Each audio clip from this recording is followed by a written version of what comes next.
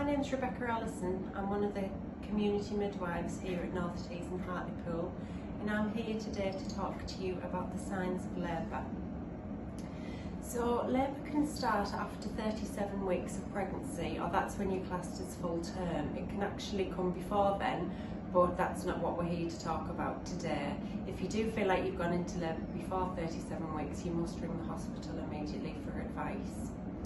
But full term pregnancy is classed after 37 weeks of pregnancy, and there are no real predictable signs of labour. Everyone is different, and some people will get some symptoms and some people will get all of the symptoms. What I would say is quite a lot of ladies get what we call the nesting instinct, and that's where you tend to go on a bit of a crazy cleaning spree at home and feel like you need to get everything ready for your baby's arrival. And quite often in the few days leading up to labour, you can have some sickness and diarrhoea, which can be normal. And also lots of ladies get what we call a show, and that's the passing of the mucus plug from your cervix, and it can be quite sticky, snotty, blood stained in colour, and that's just the opening of your cervix and the mucus plug coming away, helping your body to get ready for the labour process. It's all very normal. A show can sometimes just happen once, but also it can happen several times as the cervix starts to move up and stretch open.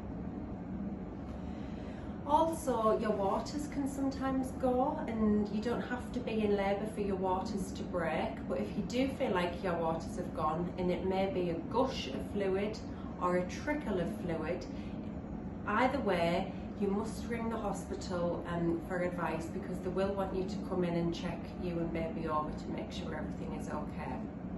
But sometimes your waters break before labour, other times they don't break until you're actively advanced in your labour, which we'll cover in another session.